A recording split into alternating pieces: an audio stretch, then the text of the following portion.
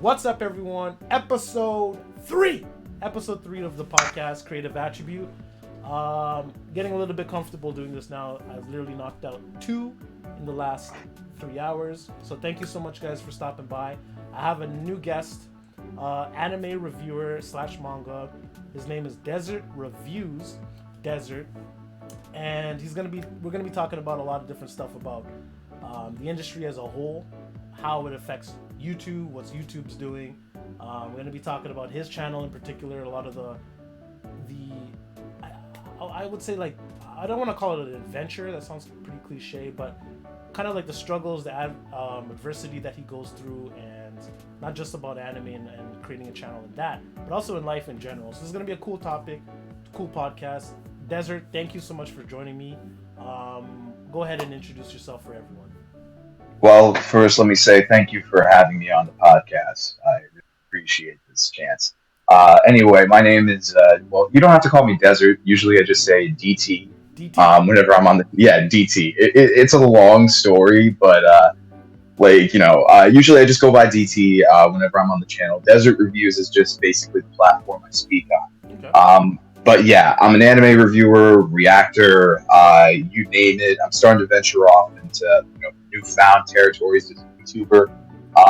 But yeah, again, thank you for having me on. No problem, dude. And the best way to start this off would be right at home.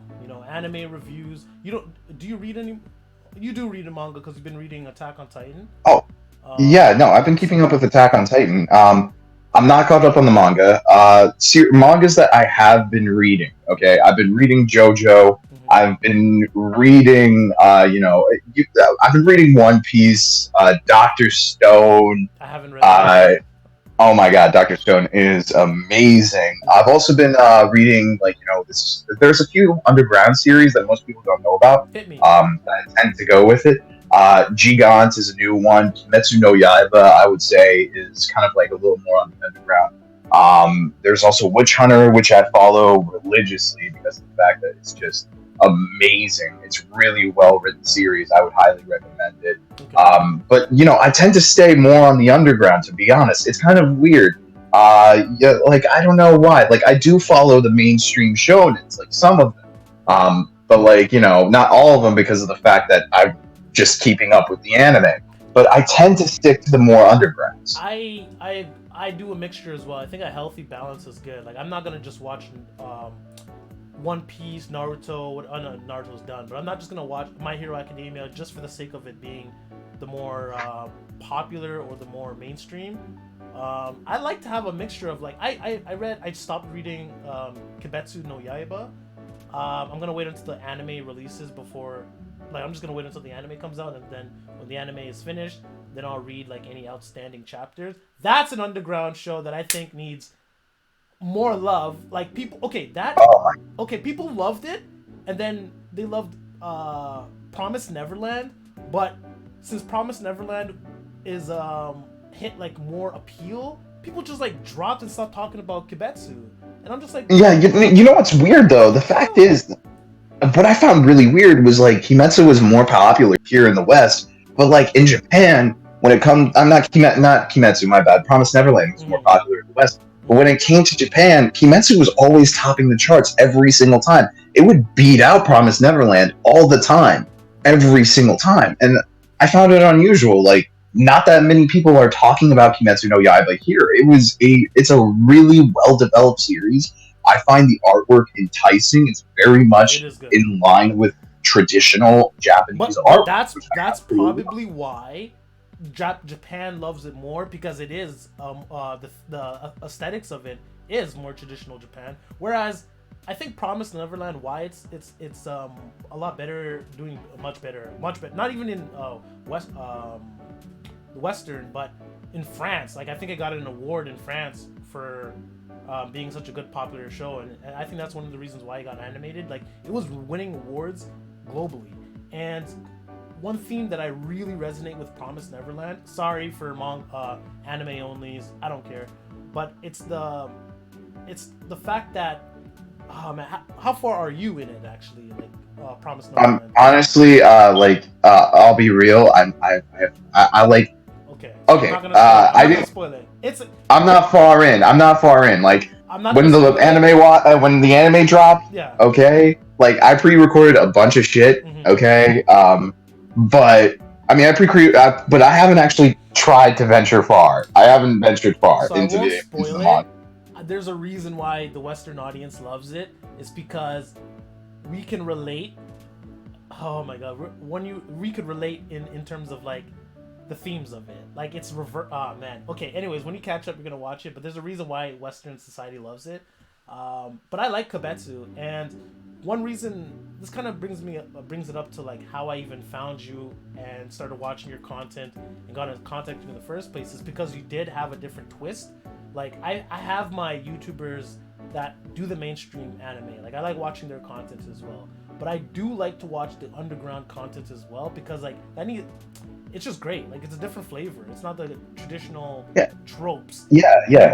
Like you cover that, and then you cover enough. Yeah, Yeah. I feel as though like okay, so one of the undergrounds that I would say that I absolutely adored and really kicked me off, Madoka Magica was definitely that was definitely the one that kicked me off. But I will say that like the problem with the shows that I tend to do that are underground is that they no longer become underground, which I always find unusual. Um, it sounds weird, but like all the time, like for example, when I did Madoka, okay, I was the new kid on the block. Nobody had heard of this shit. It was really like hush hush, okay, like it didn't have as much exposure. But when I was finished with Madoka, everybody started doing Madoka. Everybody and their mother was doing Madoka Magica. All right, Sometimes and you gotta just do then your own thing. Like, come on, guys. Like, come on, man. Just let me yeah, let me have my yeah, thing. and then like I started doing angel beats. I started doing angel beats, and everybody and their mother started doing angel beats after me. That And got then an I did anime, Higurashi. right? Didn't that get an anime? What? Didn't Angel Beats get a? No, it was an anime. It is an anime. Yeah. That's the thing. It was originally an anime. Yeah. Okay. And then I started doing Higurashi, and then boom, everybody and their mother started doing it. So it's always like it's always when you tend as a YouTuber, I feel as though that whenever I try to review something, it's no longer part of the underground. It always, comes forward in a sense. Is it But difficult yeah, to differentiate yourself in that aspect? Then, like, you don't want to be a part of the herd. You kind of want to stand out sometimes. But then when you yeah, try yeah, to stand out, everyone like dick rides it. Everyone also shits yeah, on that too. yeah. Yeah, and the converse can be said as well. Like in terms of like you try to stand out, but really everybody avoids it. So it's a bit of a problem here. Like it is a bit of a problem because of the fact that like you don't know what to do anymore. Because I will say it's because of the market is starting to become more and more oversaturated. Um, so that's one main component. So it's really hard to find something, that little hidden gem that nobody has tapped into yet.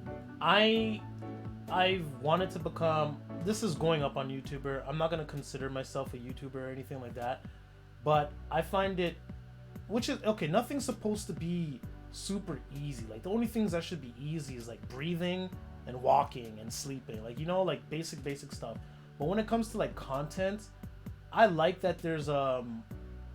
that there's adversity in order to differentiate yourself from people. But sometimes there's two things that I want to tackle this with. Yes, a lot more people are doing reviews for an anime. It's become apparent. Like I could type in One Piece anime, or not One Piece, but anime reviews. You're gonna get a million of them. That's cool. Oh, A lot of yeah. different views, a lot of different ideas and theories that go floating around. But it's kind of hard to navigate through that and get the golden nugget. So, how is it for you? Being a YouTuber, and how long have you actually done YouTube for? Like, how long have you been producing content on YouTube for? So all right. Because this So will be my the channel invalid says question. it started up in about 2014. But I wasn't really active until 2015.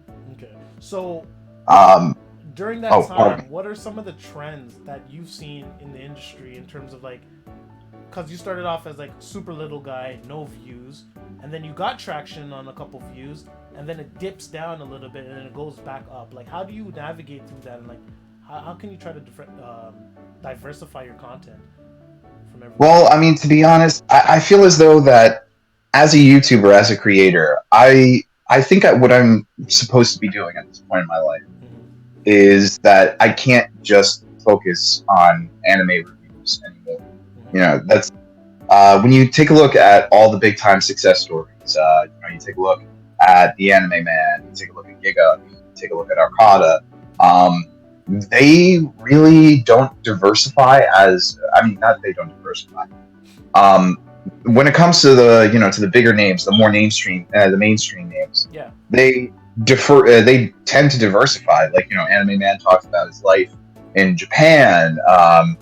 You have like a bunch of other YouTubers that are vlogging, that are gaming, stuff like that. They try to diversify and not focus on a central market. And I feel as though that as a YouTuber, maybe it is my time to start to diversify. That I shouldn't just be, pigeonholed in one place. Because as is, the market is really becoming too oversaturated to the point where everybody and their mother is trying to do what I do, and it's kind of becoming hard to, acquire more of a fan base. What have you been doing recently that helps with that case and to diversify your content? Well, well, I'm just gonna be upfront and honest. I've started recently, and I started this in July, I believe, or June. Here's the thing. So you've heard of web novels, right? I'm assuming. Yep. Okay. For those who don't know, that are watching this, like a web novel is just like it sounds. It's a book that's online that people read, but it sort of takes on a bit of a it's kind of like a hybrid between a manga and a light novel, I would say, in regards to that it is all written content, but it comes out on a weekly basis. That's the thing. It's not like, boom, it's done, release it. It's more like, okay, I've got these chapters done for this week. What am I going to do for next week? And then they keep on going and going and going until they're like, I'm done. All right. So I started recently doing web novel reviews, and I found that web novel reviews are very much a market that hasn't been really tapped into, but it shares such a strong fan base and an interlocking with the anime community, so that it's not completely far out of the picture, but it's just like right there. Like it's not so far from anime that I'm completely doing something new. No, it's very much similar in regards to the two. They have like an interlocking fan base, and it's something that I can do so that way, that it'll appease both my anime fans and the web novel fans because of the fact that they have a shared community. I'm also looking into doing webtoons as well, but I feel as though that those are definitely the ways to diversify yourself. Yep. Now, isn't it funny how you want to create content for your audience, for that industry, but you have to diversify by creating related content, but not like, okay, you're not going to do like a One Piece review or a Attack on Titan review. You're going to do like a webtoon review, a web novel review, but you still want to be classified as you don't want to just subjugate yourself to just being a anime review channel, but a review channel in general, but still within the same industry. Like, you're not going to just review freaking shoes one day. You're not going to have like a shoe review. It's all within the same industry relative to that. No, I do feel that as though when it comes to being a YouTuber, you have to do something that is very much tangential to what you're currently doing, because of the fact that you don't want to upset your fan base too much. Like, if you, for example, I did videos I tried doing videos on live action shows. People absolutely hated it. They gutted me for it. My fans were just like, what the hell is this piece of 3D crap? Get this guy out.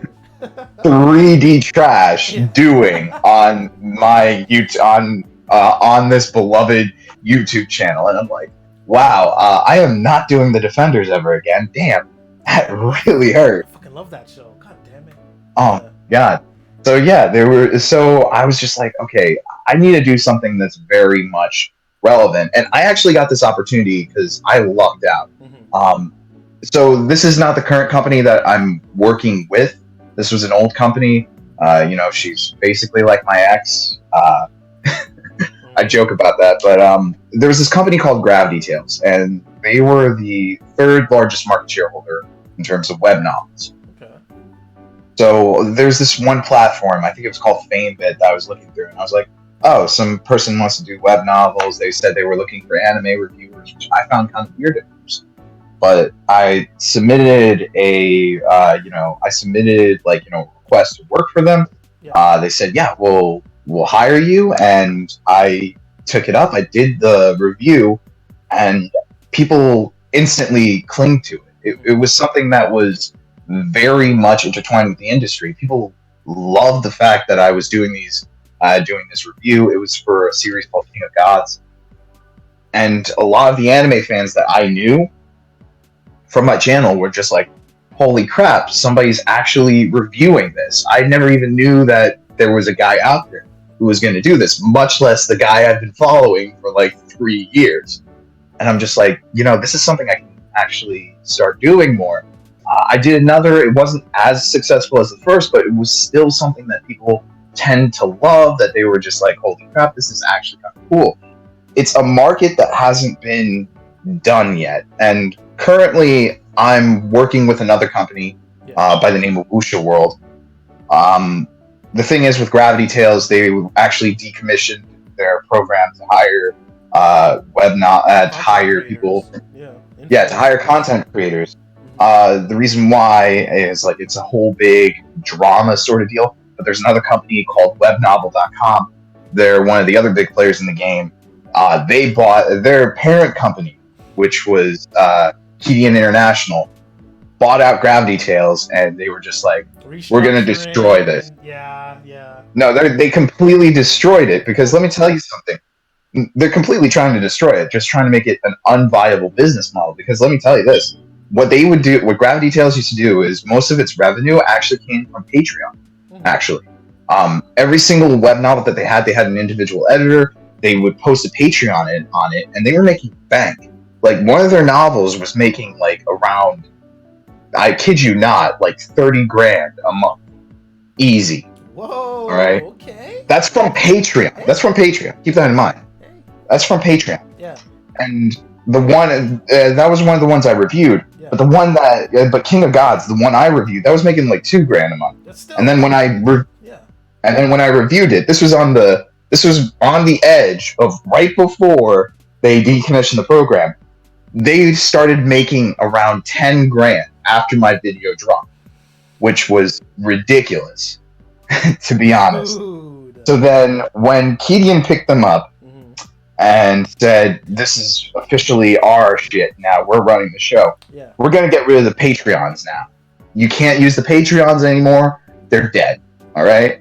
So they had to shut that down. And then they used a bit of a free based model where, it was more of an ad-based revenue model. Yeah. And they were just like, we're shutting that down. I don't know why you can't do both, but okay, cool. It's going to be a paywall now. Oh. So they're literally trying to massacre this one company, Gravity Tales. So then Wuxia World, I talked to Wuxia World, and Wuxia World's like, what the hell is Gravity Tales doing getting rid of this program? Come work for us. And I was just like, oh, hell yeah. And right now I'm actually working on a new review video for a series called Coiling Dragon. You guys should check it out. It's dope as hell. And also, heads up, I'm not sure when this is going to drop, but tomorrow, Monday, not tomorrow. Sorry. I'm sorry. I was getting a little confused. I thought it was Sunday for some reason. Me too, man. So, but this week Monday, it's like February 4th. Yep. February 4th, we are on my channel where we are giving away 5 anime loot boxes. All right. All you gotta do is you gotta comment a specific phrase that's hidden in the video, and bada bing, bada boom, you're entered in. 5 anime loot boxes. I mean, the theme is bravery, I think it was. And they've got stuff from JoJo, Dragon Ball Z, Naruto, basically every single thing that you can think of that's shown. But yeah, I feel as though that working with Wuxia World now, it's going to be a great experience, hopefully. February 4th. I Let's say, is there going to be room for this opportunity again in the future? Because if this video drops later than that. Well, okay, so right now I'm also working with them on the second book for Coiling Dragon. Like what they're doing is they're giving me a bit of a test trial where I'm just I'm going to be doing these reviews constantly until I finish up the series and then see how it does. But yeah, that's what's going on with that right now. I think it's good because then now you're not only just relying on like YouTube, you're also, like you mentioned before, you're venturing out on different avenues to make an income, stuff that you enjoy doing, and like, you know what? There's a lot of people doing anime reviews, manga reviews, but webtoons and webcomics is like it's an untapped resource. It's very much an untapped. It's a new world, yeah. Like I didn't even think like about legit it until I never thought about even looking up because there's a few webtoons that I read. I don't read web novels, but webtoons I've read a couple, and I never thought about searching up a reviewer. But now that you mentioned it, I'm gonna do that and see if there's people out there. But that's actually interesting thing to do, and it's cool because it's more traditional to like comic readers. So if you're not used to the right to left reading like you do in Japanese mangas, it's left to right usually, and top down. But you do have to like scroll down, kind of, which I always found. But sometimes you which I do find kind of weird. Yeah, you could just auto scroll, or there's some of them that allows you to change to the page format. But I mean, I prefer scrolling down, to be honest. I prefer looking at it and scrolling down. So I don't know, to each their own. But that's a great opportunity, guys. There's gonna be a link in the description, not only to DT's channel, but also to that event. Depending on when this goes out, it'll just be his YouTube channel, his Twitter, and everything like that. But please be sure to support him, check out his stuff. And he's going to be doing reviews not just for that, but also for animes and mangas that you guys know and love. Moving forward, yeah, of course. Now that we've done that, you've been producing a lot of content. Some of them is more popular. Some of them are least popular mangas, maybe more underground, so forth. What's some of the videos that you're working on currently that you really do enjoy? Like some of the animes that you've been reviewing. What are the few? Okay, the animes that I've been currently reviewing, I'll say this much. All right, Attack on Titan's a lot of fun. It is. It's very much a lot of fun. For season 3 or 4? I haven't yet. I haven't today, yet. Dude. I'm not even on season 3 yet, to be honest. Like, I just finished season 2. I'm just like, I need to take a break for a bit. Because I wanted to, like, what I wanted to do was I actually wanted to free up a bit of a slot. Yeah. So I was just like, we finished up season 2. Maybe should we just jump into season 3 or free up a slot? I'm just like, I could free up a slot, I could finish some other stuff, and then I'll go back into season 3. It's only 12 episodes. I could literally get the drop on that easy. Yeah. Since it's only gonna knock that since out the next day. Knock that out in half a day, actually. Like, just kill it, dude. Listen, the Yeah. trailer dropped today. And I'm excited. I don't know when the season comes out. I think it's next year or this year. I'm not too sure. I think it's this year, actually. No, it is this year. It's April, actually. Oh my god. Yeah. Yeah. Yo, we get So One Punch Man. Time. We get One Punch Man. My Hero again is dropping, I think, this year. Attack on Titan. There's a bunch of killers coming back, man. There's a bunch of killers. Yeah. Yeah, there is. So how there do you like, Attack on Titan? Because I read the manga. Like, I'm past I'm pretty deep into the manga, but I stopped reading it. But I'm caught up to date on the anime. How's Attack on Titan for you? Do you like I do like Attack on Titan. I will say this. I don't feel as though Attack on Titan is like the best of the best. Yeah. Like, in terms of anime. Yeah. Like, I'm just gonna put that out there. It's a great series onto its own. It's got a great cast of characters. I absolutely love the fact that it's very much based in military lifestyle, but I feel as though that they're starting to take a bit of a tonal shift from where I'm at into more politics, which I really do enjoy. Mm-hmm. It's becoming less and less of good versus evil. Oh, the Titans are so evil, as it is more of this gray area, which I'm like, I really want to see what's going on there. This little sliver of gray. What is actually happening here and now? And that's what I really like about Attack on Titan.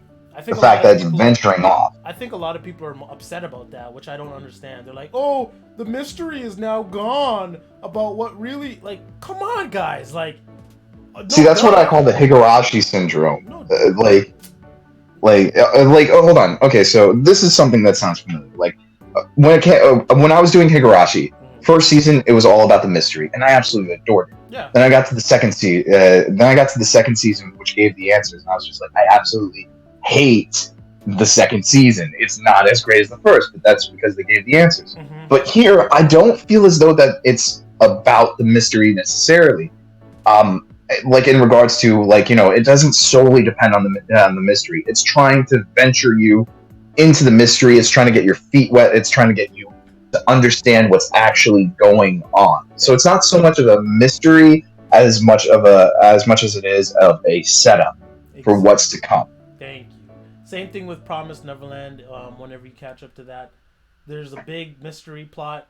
And then when that gets revealed, a lot of people are upset. Like, oh, boo-hoo, now the story's boring. I'm like, no, the story's actually it's more interesting because now you want to know what happens next. Like, how are they going to, like, it's a lot better because now you get to theory craft a bunch more about, like, what's going to happen next. Yeah, dude, like, when I first watched the first episode of Promised Neverland, I here's what I was thinking. I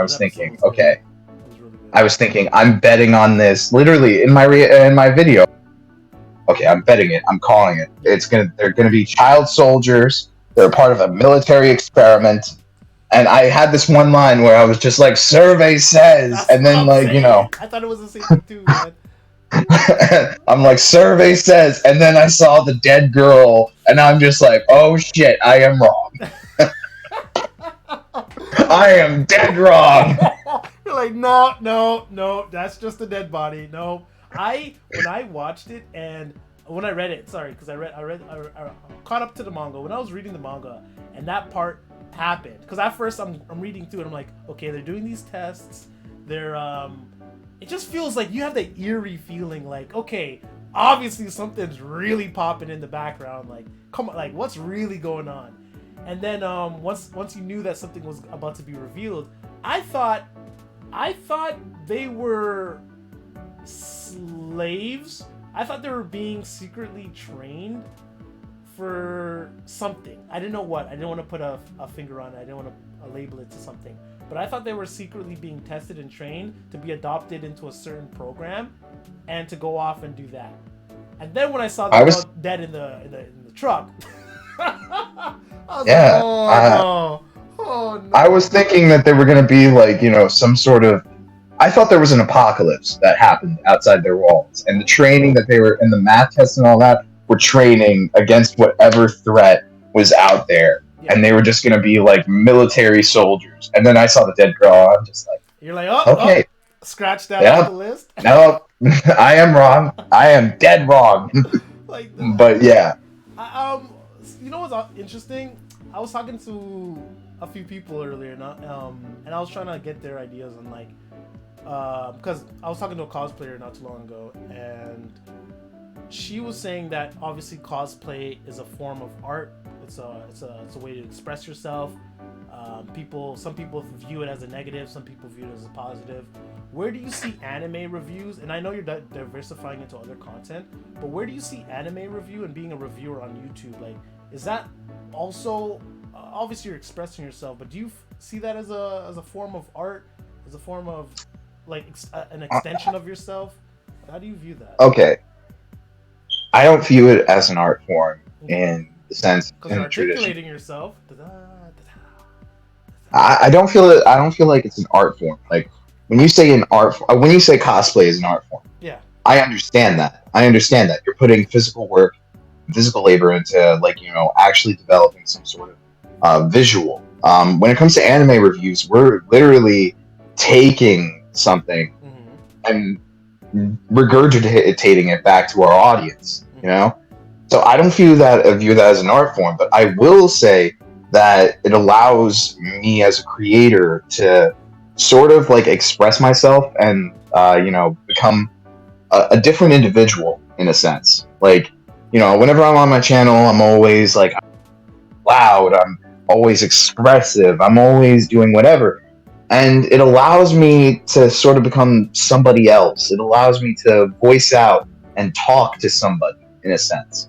I would rather say that it's more of a line of communication because you begin to find people who are like-minded to you and begin to voice your opinions to them, and they're able to voice their opinions back at you. It's more of a conversation in a sense, like a form of communication as opposed to an art. And I think that's one. I love it, man, and I'm very grateful to have come across your profile, your content on YouTube, because I was last year was a rough year for me, both monetary and family issues and everything like that. And I was looking for people that also like, because there's not many people that I know in person that watches anime and likes it like I do. So I have to go online, and we're in an era where everything's online anyways. You meet people online all the time, you meet new friends. So I was going through YouTube trying to find other people that like the shows that I like, that like the content that I like.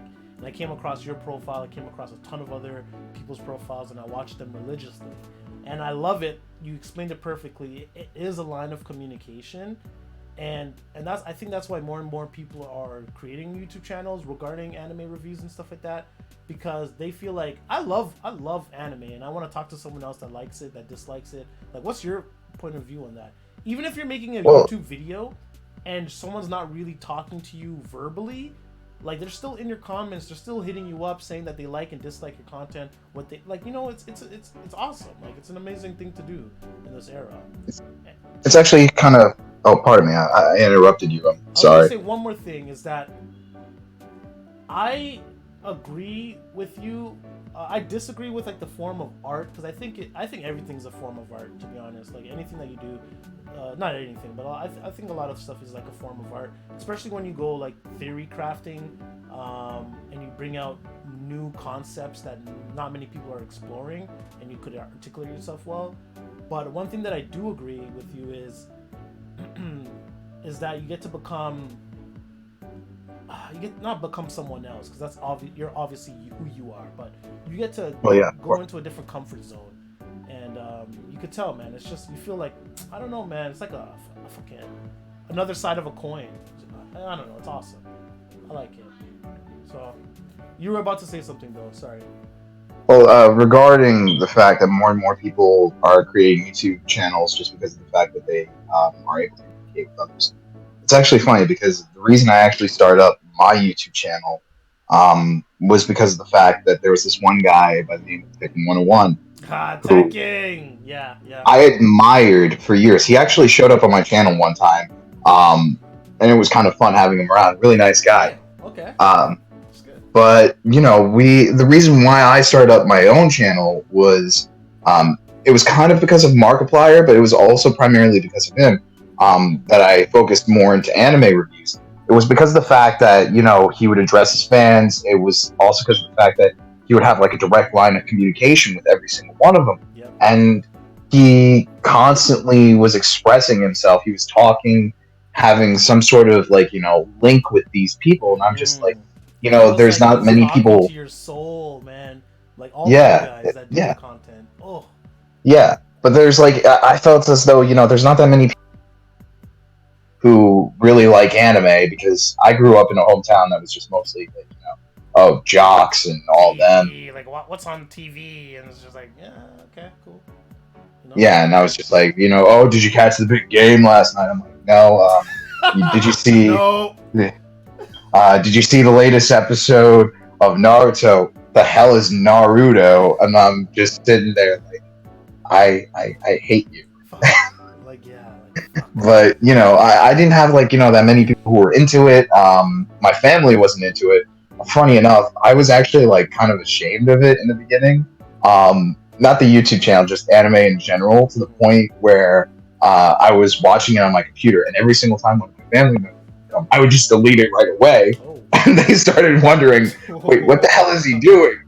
porn? Like, no, not today, but eventually. Dude, my mom to this day, like, I converted one of my brothers to like anime. Like, I made sure to show it to him when he was young. I showed him the difference. This is SpongeBob, and this is Naruto, and he loves anime now. But my mom, for the longest time, didn't really understand like what I liked about it, and she just thought it was like some stupid stuff. And and then you show them like a fight scene, or you show them a dialogue, and then my mom doesn't care now, but before she thought I was a weirdo because she's like, well, why does this person have such big eyes? Why do they have so much expression? I'm like, isn't that not cool? Like, don't you want your characters to be expressive? Don't you want like the details? Like, isn't this fight? I don't know, but and she actually bought me something for my birthday present. You're not gonna see it now. You'll see it on the YouTube video when this goes up. But my mom bought me a little anime girl for my birthday, along with a few other things. But she finally like accepts it now. But it's something. Well, yeah. Parents sometimes families don't understand that because like I think before we started the podcast, you were mentioning like. It depends on your family life, your environment. Like they have a model for you when you're born, and if you don't fit that model 100%, then they're like, "Yo, did I do a bad job raising him? Like, is something wrong with him? Like, well, what's going on?"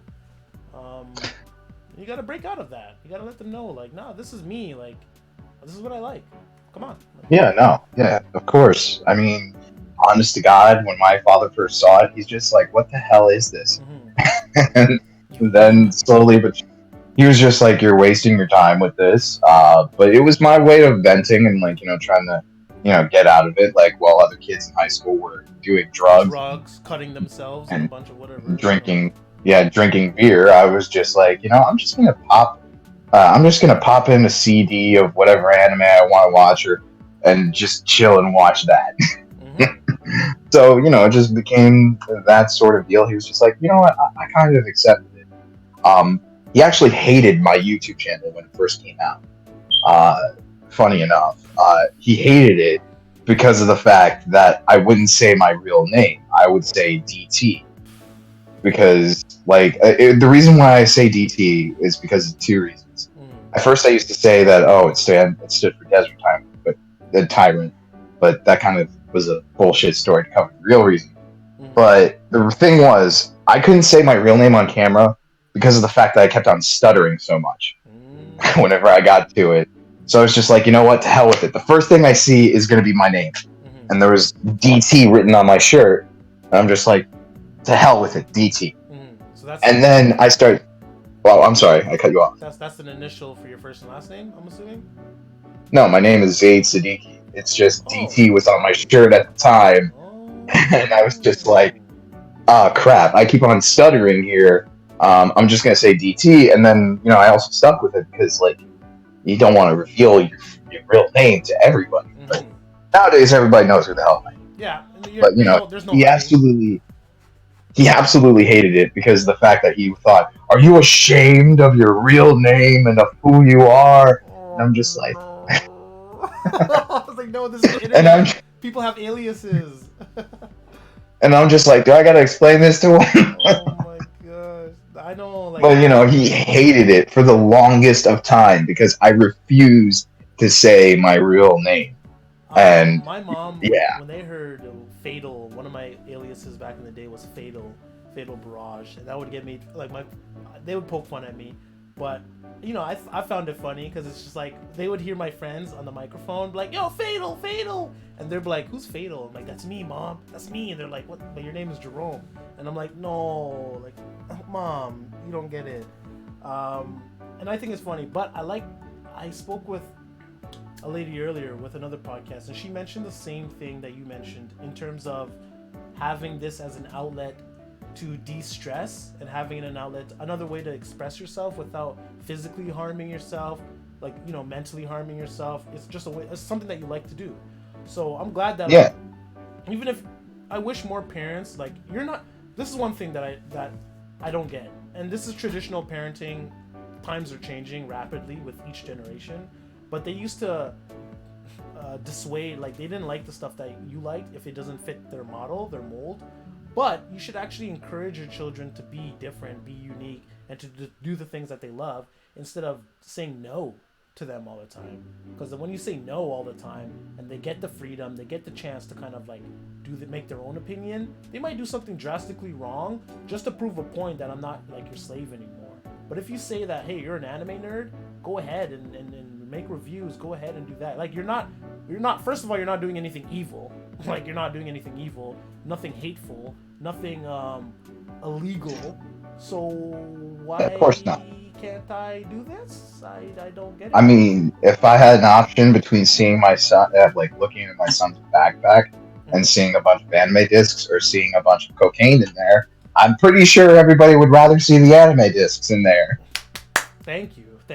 Slowly but surely, people will learn, especially our generation. Like when your children, if you have children or whatever, like you're not gonna be saying, hey, don't watch this, don't watch that, because you've experienced that firsthand. How it could have. Well, I mean, well, of course, I wouldn't let my son watch Berserk when he's like 5. Oh, nah, Pokemon, Digimon, start them off easy, and then. Yeah, of course, seep them in, and then.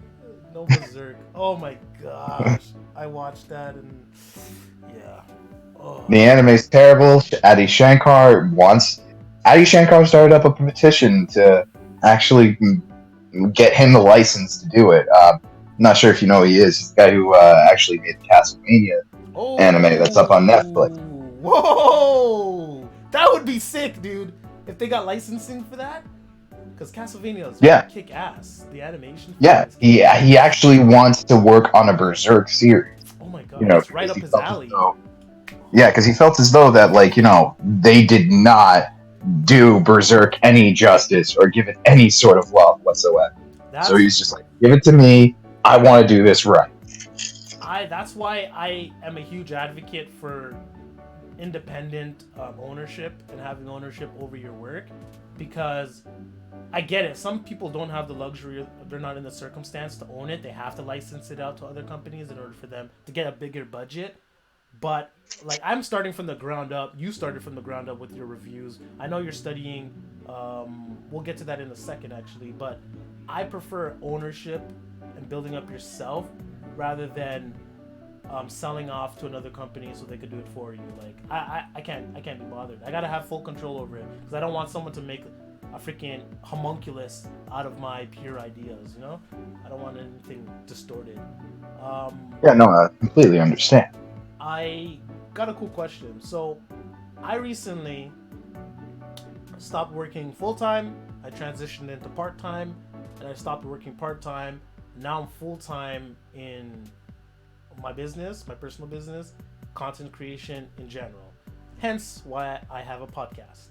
Now, I know, can you explain, aside from anime reviews, what other projects that you've been working on, school, work related? Like what's the day in the life of DT, essentially?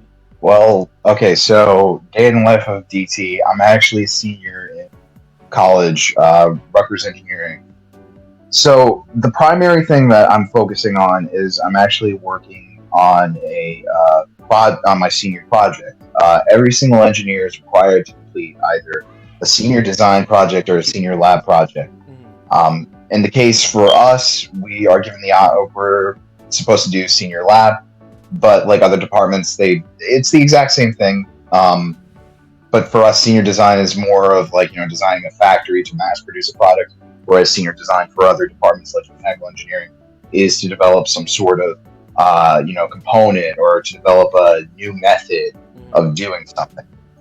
So for what I'm currently doing is I'm doing research in glass. Specifically, I'm trying to develop glass microspheres. Now, the thing with glass is that it's a very unique material. It's like people always brush off glass as, oh, my vase is made of glass. It's really weak and it's a piece of crap. Yeah. Why would you use glass in any material? I'm like, no, glass is way more than that. I mean, your phones are made of glass. Everything has some sort of glass component to it because of the fact that it has such unique properties. Now, glass can also be biodegradable, heavily biodegradable, especially boron glass. And my project is focusing on creating a biodegradable glass that's going to be cancer treatment. So basically, What the fuck? Okay. Continue. Sorry. so let me explain. That's This is already a product on the market, but the problem is that the current version that they have is very, it's very problematic in a sense of production, in a sense of biocompatibility, and all of that. So usually what they use is they use a silicon-based glass, and a silicon-based glass. The problem with it is that it can be toxic in the long run because they have to use aluminum, which is toxic in high quantity doses. But it's also because of the fact that the glass doesn't fully dissolve in the body, so it can leave shards behind, which can internally tear you a new one, I guess. So our project is focused on a borate-based glass, which borate-based glasses dissolve like it's nobody's business within the body. So they won't leave a single shred of evidence behind. But what we have to do is we have to develop it into a sphere-like structure to make sure that, there's nothing protruding to stab you, in a sense. But also because of the fact that, I'm not sure if you know this, but the thing with dissolving rates is that it's heavily centric on the surface area to volume ratio. The more surface area that you have on a given object, the greater the greater the rate at which it'll dissolve. In this case, we have to go with the sphere because it has a higher surface area than it does have a volume. Yeah. So getting back, what we have to do is we have to make sure that a glass, we have to take a powdered glass, and these are little grains on the order of 50 microns, thinner than a human hair. About as thin as a human hair. Okay. We have to figure out a way of spheroidizing it. So, the thing about glass is that it's narcissistic. So what happens is that, by narcissistic, as in it really loves itself. Yeah. So when you heat a glass up, it begins to behave as a non-Newtonian fluid, meaning it's not like water where it wants to flow. It'll flow instantly. It'll flow easily. Yeah. It's very much thick. Yeah. But because of the way it's structured, it's attracted to itself.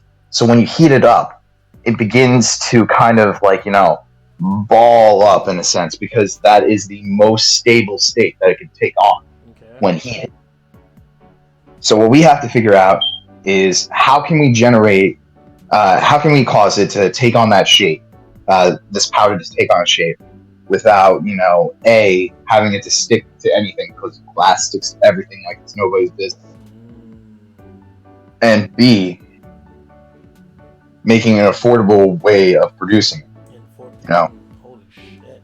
This is did they introduce this project in the first year, and then you have obviously year 1, year 2? Oh, no, you only got a year to do this. This is typically they introduce this on the latter half of your junior year, and you finish it up in the beginning of your senior year. Yeah. But for some students, what they do is they just do it all in their senior year. Oh my gosh, bro. I'm glad. So originally, what we had to do for this project was we're given an advisor. My advisor said, I want you to make an apparatus. Your advisor said, I'm out. I'm out. The advisor designates the project. Yeah. He's the one who said, it's usually under a department member who has something that they want to start up. And they're just I want you to design an apparatus to manufacture these spheres. So I had to do a lot of research for my first half. And then all the methods and I designed apparatus after apparatus to mass produce these things. And then we would get disproved. And then there was this one that we thought was a golden one. And my advisor's yeah, pass this off to the next guy. And we passed it off to the safety, to the people who were in charge of safety within the engineering department. They looked at this, they're you're basically making a bomb right now. So. Oh gosh. Not the right time, not the right climate for a bomb right now. One of them gave me a little bit of a because of the fact that I was Arab. Luckily, I had a white guy next to me. And he just And he's just like, yeah, this is practically a bomb right here. You're gonna blow something up. They just So he's just flag like, you instantly. Like, sheesh. so so I was just like, okay, we can't do it this way. We can't manufacture it with an apparatus. So we're trying something else. Right now, what we're gonna do is we're gonna take a small ceramic plate that's like aluminum oxide, and what we're gonna do is we're gonna coat it with something called boron nitride, or wurtzite, as it's known. Boron nitride is a rather interesting compound in many regards. It's also used in ballistics armor. But the reason why we're using boron nitride is if you look at it from an atomic scale, not an atomic scale, from a lattice scale, like which is an arrangement of atoms. What happens is you notice that it takes on a structure that's very much similar to that of graphite. Now, graphite's typically used in glass production because of the fact that, like, it has, like, let me try. I'm gonna try to explain this as the best I can. I'm sorry, but No, it's you okay. got me nerding out here. So, graphite has a hexagonal structure. All the atoms are arranged in hexagons, but they're arranged in sheets. All right.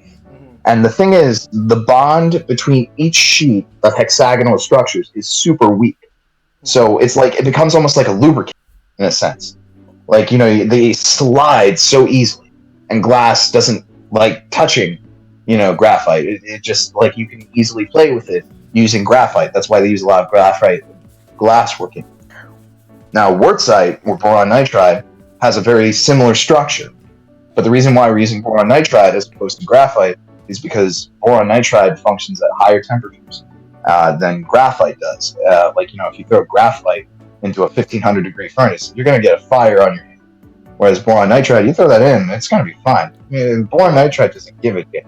Bro, I'm going to stop you there. But, bro, what kind of... listen, I only went to school for marketing. Okay? I went to college for marketing and graduated. I finished that. Bro! What is this? You're basically like, what kind of black magic operating? No, I praise you because I'm very happy that you're this passionate. Holy crap. This is... Man, hold on. What year are you in right now? You're in the third year? I'm a senior. I'm actually a senior. This is my final semester. Oh, so you finished at like April, right? Around April?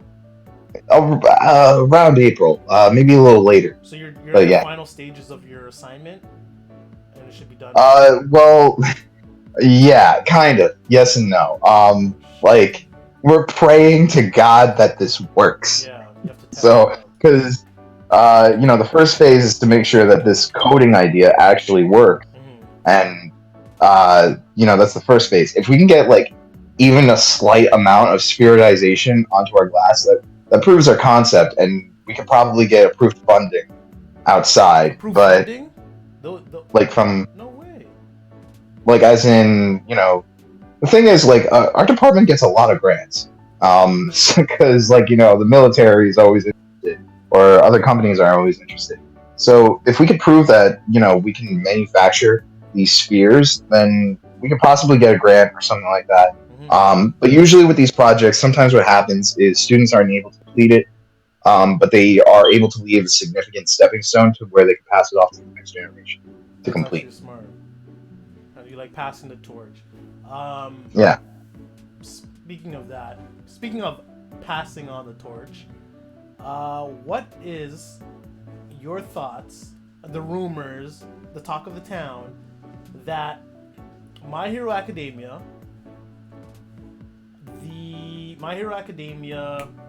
Boruto, and Black Clover are the new big three. Okay, I don't even know what that Black Clover. Okay. I'm currently watching My Hero Academia. The last one that you said? Black Clover, My Hero, and Boruto. Okay, I haven't even seen Boruto yet, but I'm just gonna say this off the bat. I absolutely hate the idea of Boruto's existence. I am so sorry to those who are Boruto fans, but I hate that it exists.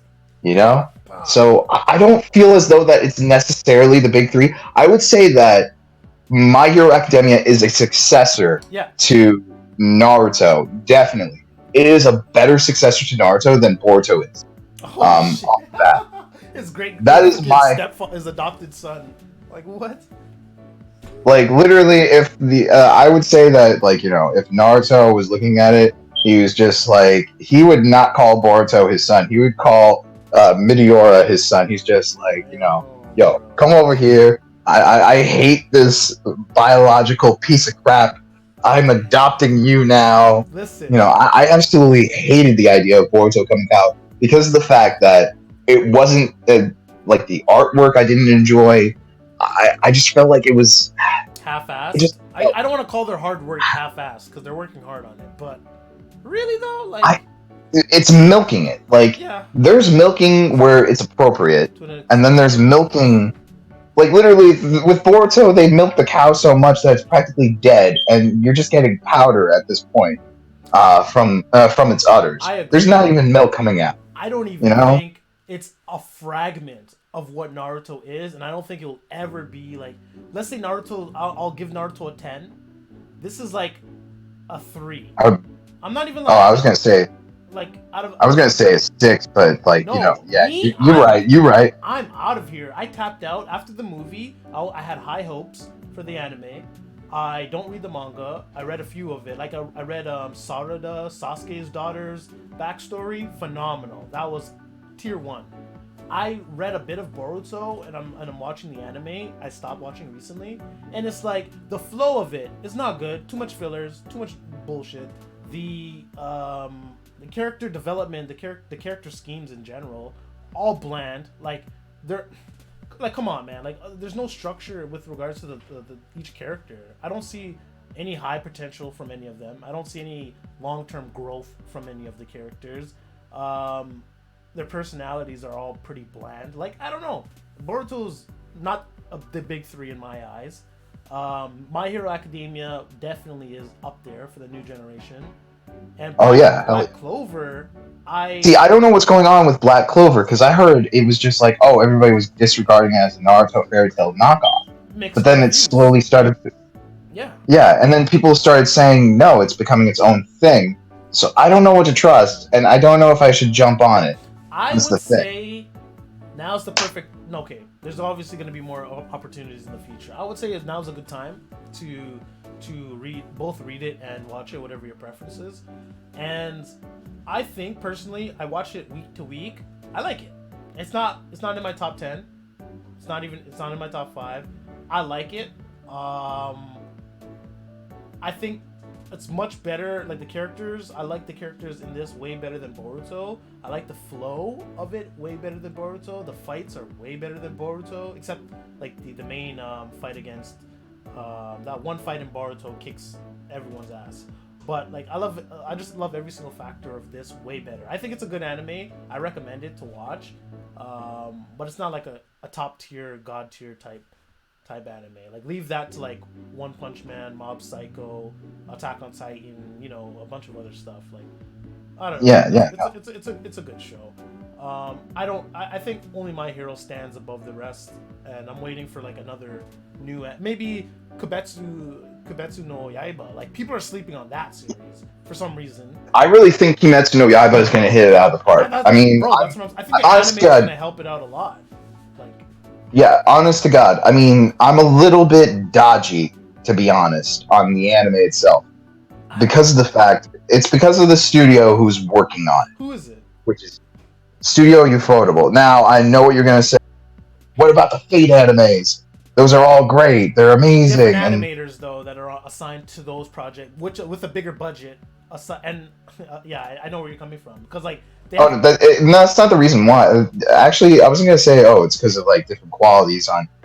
It's more or less the writing, because every single time that they try to venture out of a property that isn't Fate, it goes to shit immediately. It looks pretty, but it's a pretty piece of shit. What's an example? Do you have an example of that? I mean, I don't remember the name off the bat, but it was this one anime that was like, I don't remember. It took place in winter times. It's gonna bug me. God, I don't remember. It was a samurai anime, I think. Samurai anime, winter time. Like, hold up. If you go to literally, if you look at Ufotable's anime records on my anime list, Anything they don't aside have from really, anything yeah, aside from anything Fate aside is from just trash. Fate. It's just like they're getting, if it's not Fate, they get like sixes off the bat or lower. Okay.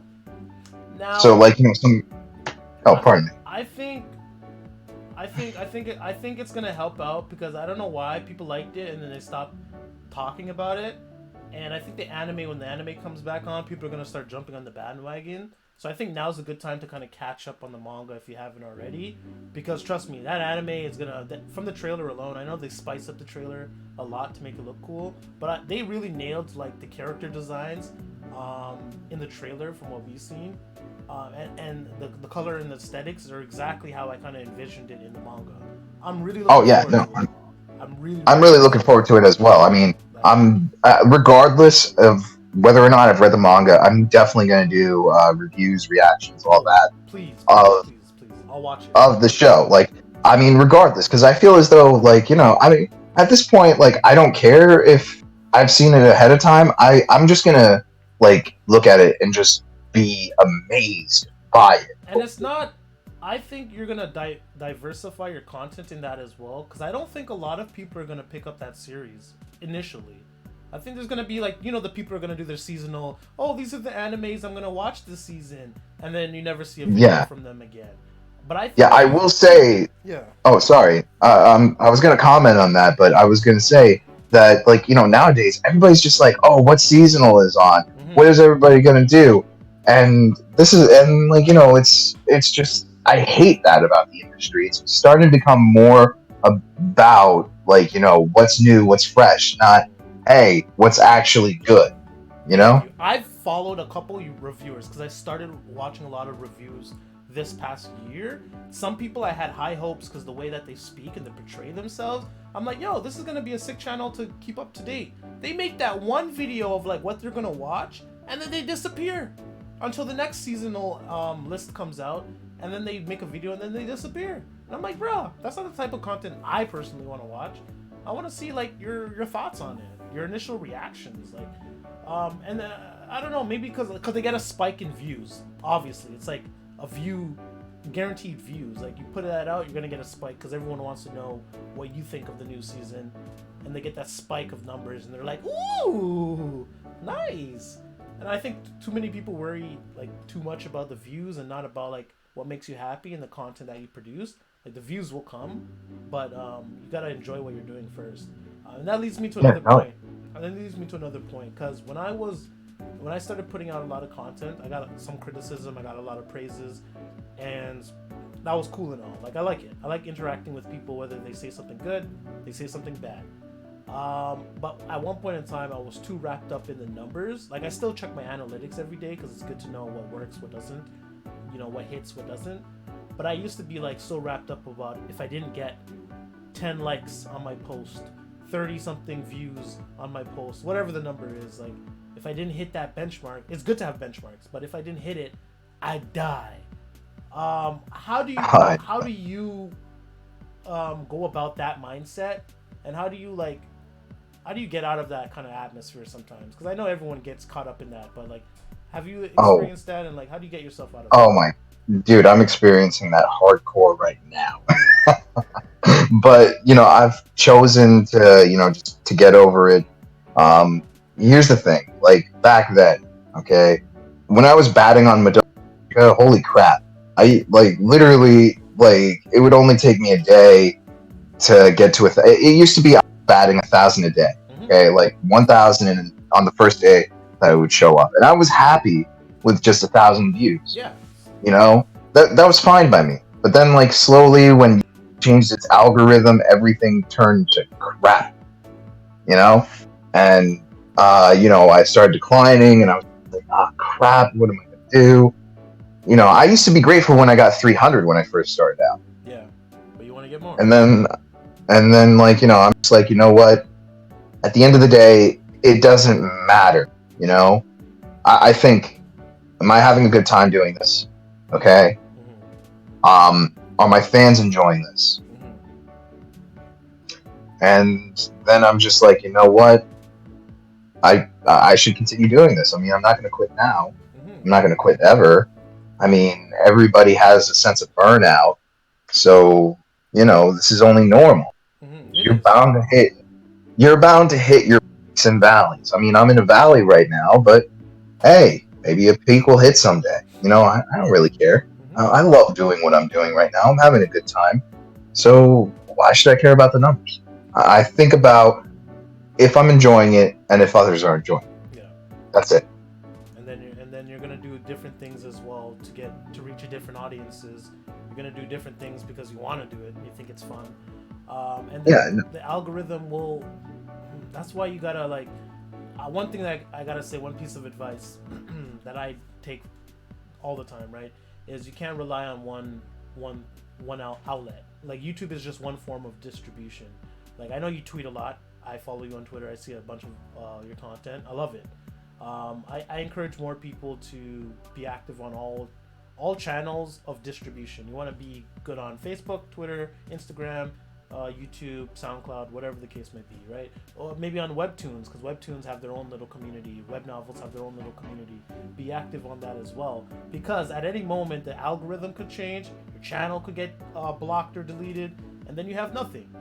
Like YouTube changed their algorithm so many times, screwed over so many people, helped so many people. Like sometimes I get recommended to people that have like 1,000 subs, and I'm like, oh, that's neat, because then like I'm gonna view it and then I'm gonna watch it and then I might subscribe. Sometimes I get recommended to people with like 1,000,000 subs and their content's trash, and I'm just like, why are you giving me this nonsense? Like, you never know. Yeah. So you don't Honest want to to God.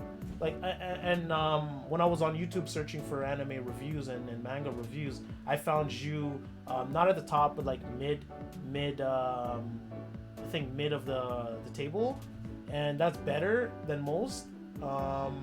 And it's tough because sometimes they do recommend you, sometimes they don't, and you're just like, what the hell? Like, I have no control over Yeah. it, and it I sucks. mean, I just felt as though that like before the algorithm was changed, it was a really thriving time. To be honest, because I feel like the last algorithm gave everybody a fighting fair chance, but I feel like that this new algorithm, it's geared towards more people that are more celebrity status in a sense. It's hard to make it out. It doesn't give, in a sense, it sounds kind of like a weird comparison, but like, I feel like that when it comes to the modern algorithm, it's more of it's more of like a wealth inequality. Like if you have if you had a lot of subscribers, like a million or 100,000 or some like past 100,000, then the algorithm is going to favor you. The new algorithm would have favored you, but if you had less than that, then the algorithm was going to screw you over in the long run. But that's why I absolutely hate it. I felt as though that the last thing that they did was fine. Like a lot of creators were getting an equal playing field in a sense.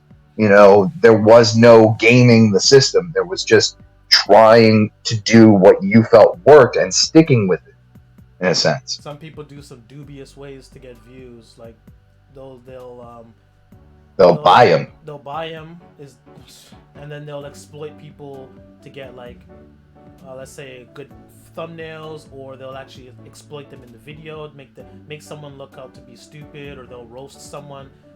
I don't know, like people will do anything to get views. I get it. Yeah. And I think it's better to just release good content, but you have to keep up with the times. Just like with anything, like if something changes, then you have to do something in order to get noticed on that. You have to adapt. So when YouTube changed its algorithm, I think it's good for you to grow your Instagram page and then tell your Instagram followers to check out your YouTube page, because then when they check it out and YouTube notices an influx of new viewers, then they might promote you a certain way. Like you have to just kind of find like a new way, a new formula, like you said in schooling, a new process of increasing your visibility. And that's why I think it's good for everyone to just kind of not stick on one distribution channel. I love it that you're diversifying your content. Also, tweet more, Instagram more. If you have some extra cash, buy ads and let the ads showcase your channel. Join a bunch of different Facebook groups that love anime and say, hey, I'm an anime reviewer. Check out my content. Like I'm posting regularly. Check it out. Like follow me if you like it. Here's a little clip the full videos on YouTube. Like there's just so many different ways. You can't just rely on YouTube to promote you. You also have to go on different channels and then promote your YouTube or promote, like, you know, that's what I do. Like I promote my Instagram page on my Facebook, vice versa. I'll buy ads, and while the ads are running, I'm also commenting on like 1,000 different Instagram accounts saying, hey, your content's awesome. You might also like my content as well. I'll reply to a few. So let's say someone makes a comment on an Instagram picture. I'll reply to that comment and be like, yo, you're right. You're 100% right. I love this. You might also love my content. Check it out. You know, there's many different ways that you gotta like switch it up, switch up your pace. So Yeah, that's good. and that's the world that we live in, you know. And I'm glad that like, you're hustling, bro, and you're doing what you love. We'll do one more topic before we end it out. A little bit more about the industry as a whole. We've seen tremendous growth in anime, the culture itself. The conventions are getting bigger. Freaking in Toronto, where I live, Anime North, the biggest anime convention in Ontario, they increased the capacity from last year. And there was a ton of people last year. They had to increase the capacity so more people could come in. Like year by year, anime is becoming more popular. Manga, the whole nerd culture in general, anime, otaku culture, is getting more popular. Are you excited for like this new era? Like, what are you looking forward to? What are you trying to seize in this moment, in this opportunity? Just like a I'm excited, but I'm also scared. I will say that. There was actually an interesting video done by Giga that touched upon this topic. I'm excited because, you know, I can go up to a dude and just be like, yo, did you check out that episode of Kimetsu no Yaiba? Did you see that, you know, that new chapter of Dr. Stone? Yeah. And they'll be like, yeah, bro, that's so cool. But here's why I'm scared. Yeah. It's kind of like what happened with the video gaming industry. You know, this exact point was brought up by Giga. As soon as the shit hit the fan, as soon as the video gaming industry became a popular market, you know, companies started grabbing after it left and right, trying to make it more of a machine rather than what it was. You know, it doesn't. I don't want it to be something that's cranking out different types of anime every single year, and I'm actually starting to see that now, specifically with isekai anime.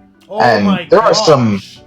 there are some really good isekai anime there. Like, for example, I did a few reactions to a show called Rising of the Shield Hero. Yep. That is legitimately good, I will say, but then there's others that are just like Smartphone. completely. Have you ever heard of the smartphone isekai? Yeah, I heard about that.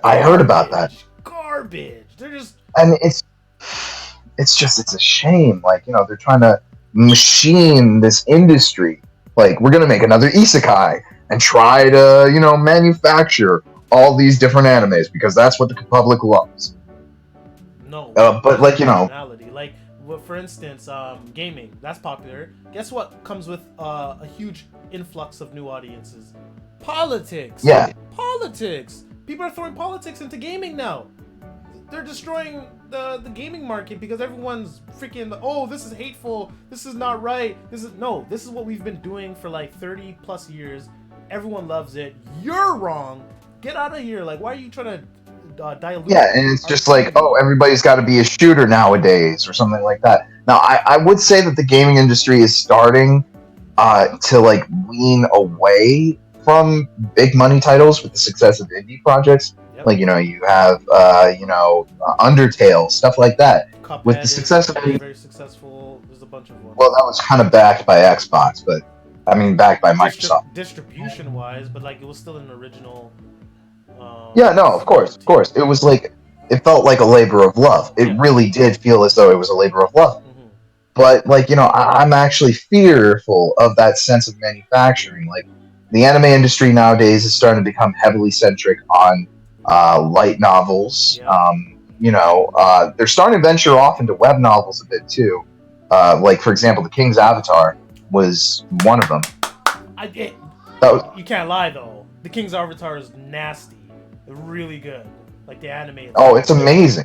It is amazing. It's really well written, and it was really great. Yeah. I mean, they're like that's why I think that like There's goods and there's they're trying bads to though, venture. like you were Yeah, saying, like there's pros and cons. I like that one, and I agree with you. Like the isekai genre is being oversaturated. Just stick with the ReZero, stick with the Shield Hero, and I think there was one that recently finished last season. I forgot the name of it now. oh, Slime. I wasn't. The Like I think. slime, over. I mean, I didn't watch Slime, but I thought it was an odd concept. But I don't. Okay, I like it. I'm watching. It's currently airing right now, anime wise. I watch it. I like it. I kind of don't like the fact that the hero's a slime. I'm not gonna lie. I know he has a humanoid form, but not really. But I still love the show. And Goblin yeah, Slayer. And okay, let's just list off the isekais right now that just came out in like 2 years.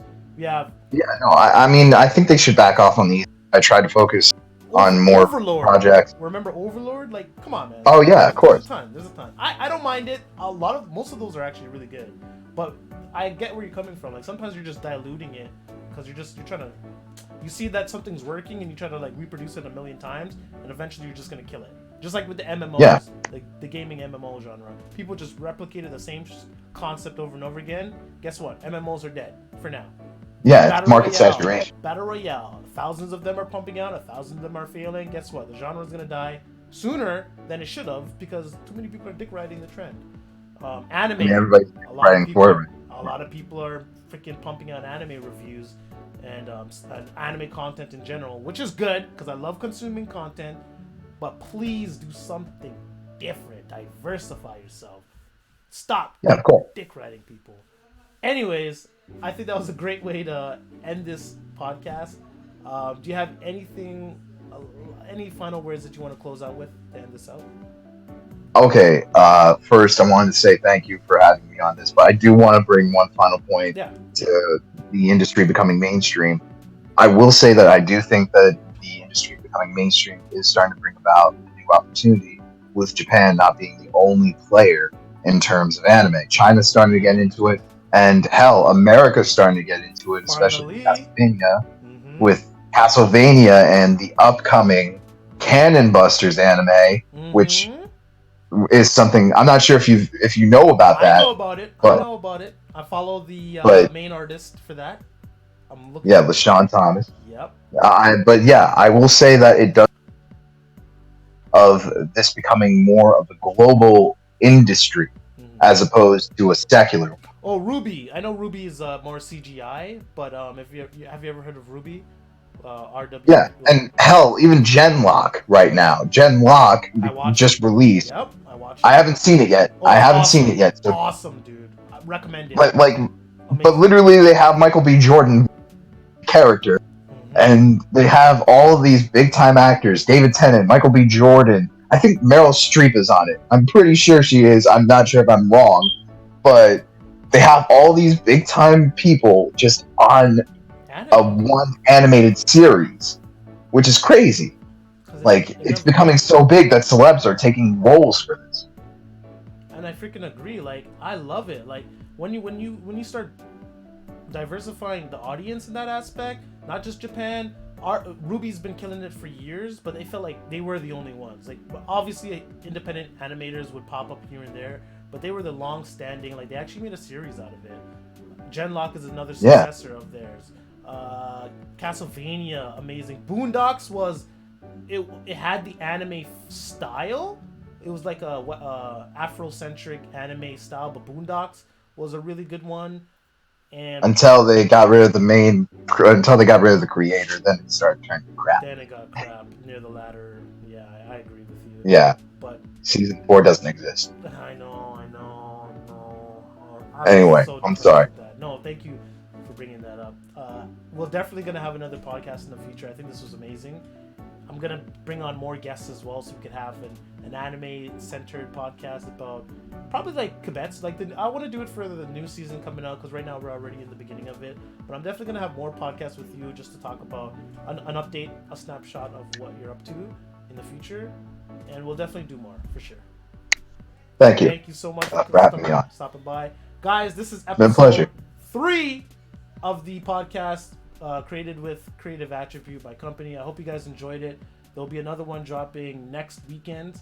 And aside from that, It's been a pleasure. It's been fun. Thank you so much for coming by. I'll see you later. Peace. Thank you.